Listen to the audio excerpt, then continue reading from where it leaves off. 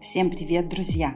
Меня зовут Джеки, и перед тем, как я расскажу вам свою историю, напишите, пожалуйста, в комментариях, что бы вы делали, оказавшись на другой планете, совсем одни.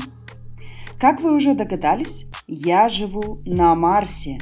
Все началось с того, что в свои 19 лет я оставила заявку на сайте компании, которая набирала людей для полета на Марс. Честно, в тот момент я не думала о последствиях. Мне хотелось просто сбежать от всех своих проблем. На тот момент заявку на полет оставили более 100 тысяч человек со всей планеты. Прошел где-то месяц, и мне перезвонили представители компании. Там была целая ассамблея. Азиаты, американцы, европейцы. Они сидели по ту сторону экрана и задавали мне разного рода вопросы. После разговора прошел еще месяц, и мне на почту пришло письмо.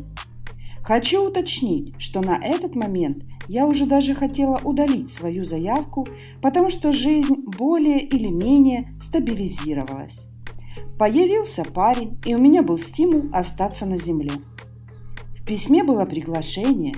Компания пригласила меня в США, чтобы проверить мое здоровье, и если все в порядке, то мы бы смогли начать подготовку к полету. Перелет и проживание был за их счет. Все вроде красиво, но сам факт, что мне придется покинуть эту планету навсегда, как-то вводил меня в ступор. Но где-то через неделю моя жизнь снова покатилась к черту. Парень изменил, а с родителями началось недопонимание. Поэтому, никому не сказав, я купила билет и улетела в Америку. Там меня встретили и сразу повезли на обследование. Короче говоря, мое здоровье было в норме. Я подписала договор, и начались подготовки к полету, которые продлились 3 года.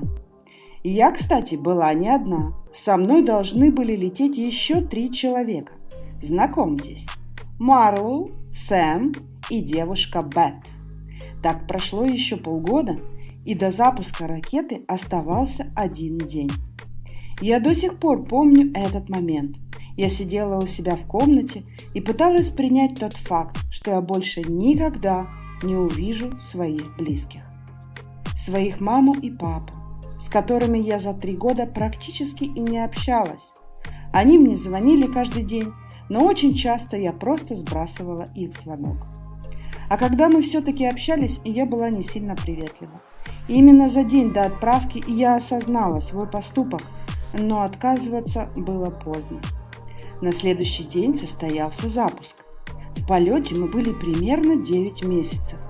Нашим капитаном была Бет. Она просто начала готовиться к полету еще за 3 года до того, как мы присоединились. Посадка на Марс прошла успешно, и уже на следующий день мы начали исследование, что и было целью нашего полета. Спустя месяц я уже и привыкла, что наш дом теперь Марс, пока не начали происходить странные вещи. Жили мы в специальном бункере, установленном здесь еще задолго до нашего прилета.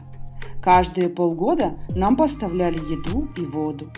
Так вот, где-то спустя полгода мы начали замечать, что у всех участников экспедиции по ночам поднималась температура, и на утро появлялись синяки.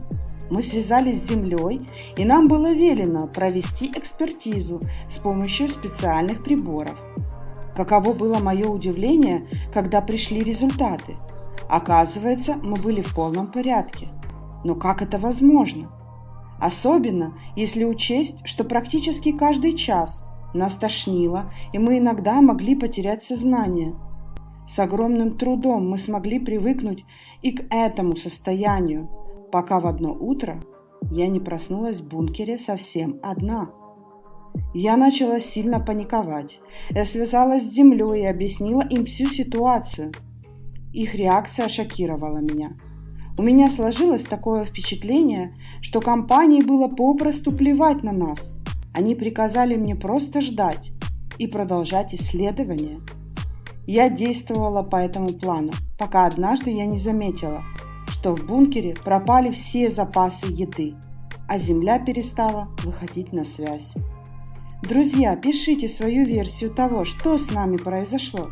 Ставьте лайк и подписывайтесь на канал, если хотите узнать, что же со мной произошло дальше.